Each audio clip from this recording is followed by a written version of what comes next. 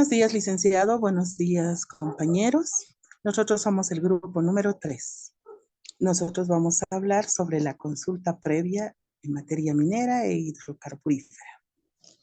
Para esto, necesito que se imaginen un pueblo, una comunidad a la cual ha llegado un rumor que se piensa iniciar un proyecto para desarrollar actividades extractivas en la zona. Los pobladores y las autoridades están preocupadas. No saben si esos rumores son verdades o no. En el caso de que lo fueran, ¿van a afectar a la comunidad? ¿Qué instancias lo están haciendo? ¿En un futuro ellos van a salir mal parados? ¿Qué hacer? ¿Qué acciones tomar? De acuerdo a ley, todas las comunidades tienen el derecho a la consulta previa como mecanismo democrático. Pero, ¿qué es la consulta previa?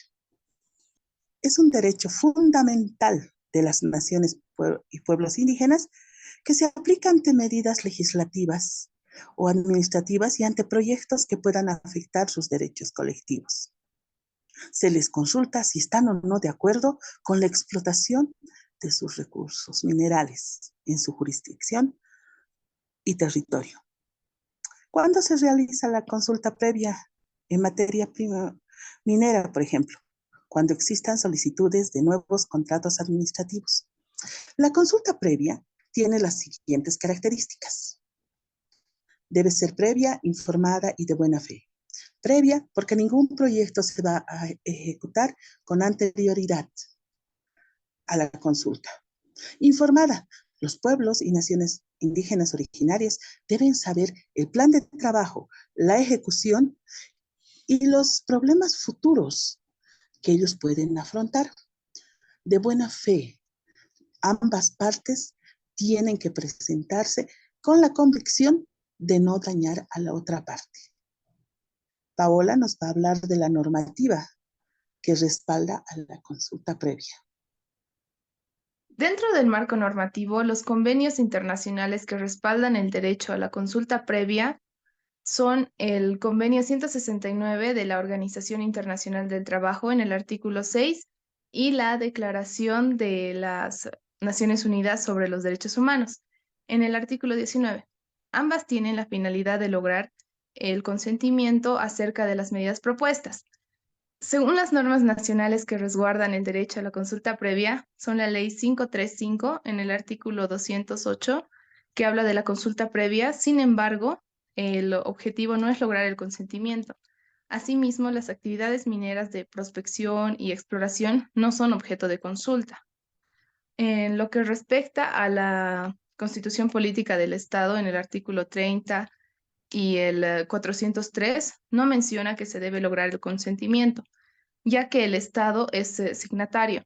Y la ley minera y metalúrgica, en el artículo 207, también garantiza el derecho a la consulta previa, pero no a lograr el consentimiento de las partes. Los procedimientos de consulta previa que abarcan dos fases. La primera fase, fase preparatoria; segunda fase, fase deliberativa. En la fase preparatoria es donde se identifican a los pueblos, nación o comunidades para que participen en una consulta previa donde sea libre e informada. En la fase deliberativa es en la cual se exponen el plan y desarrollo de inversión, de manera que las comunidades y sus habitantes puedan informarse, donde se discuten las posibles afectaciones a los derechos de los colectivos. En caso de no llegar a un acuerdo, se presentan dos fases más, que son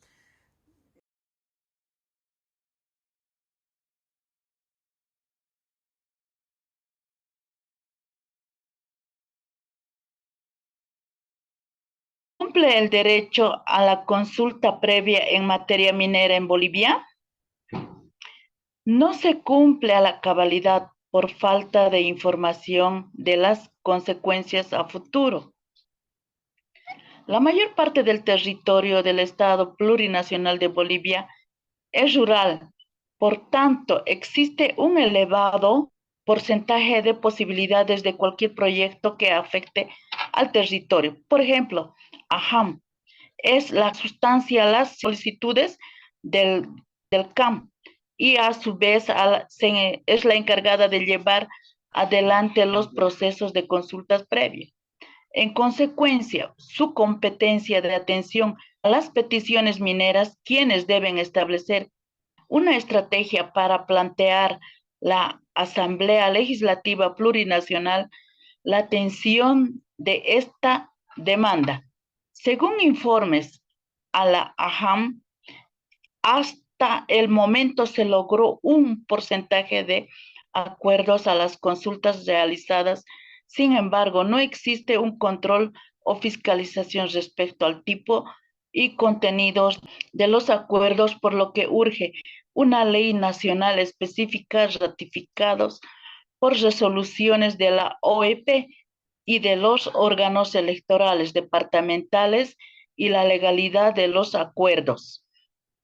En caso de que se manifiesten conflictos territoriales entre pueblos indígenas o dificulten la identificación clara del sujeto de consulta previa a la AHAM, como autoridad convocante encargada de identificar los sujetos de consulta y dirigir las reuniones deliberativas, debe realizar diligencias previas a efectos de no vulnerar derechos de estos actores.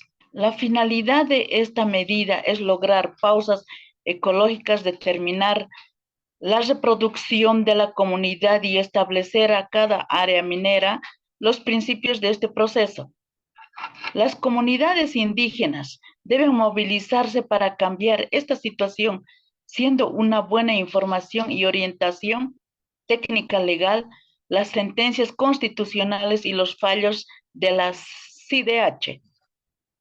Conclusión. Si bien la consulta previa es un derecho fundamental de los pueblos indígenas, se aplica ante medidas legislativas o administrativas y ante proyectos que pueden afectar sus derechos colectivos. La consulta previa se realiza con la finalidad de socializar y de liberar los proyectos mineros que presentan instalarse en los territorios de los sujetos de consulta y que puede o no afectar los mismos, su cultura y sus derechos. Este es un conjunto de actividades referente al descubrimiento de la extracción de minerales que se encuentran en el suelo y subsuelo. Con esto se concluye nuestra exposición. Muchísimas gracias.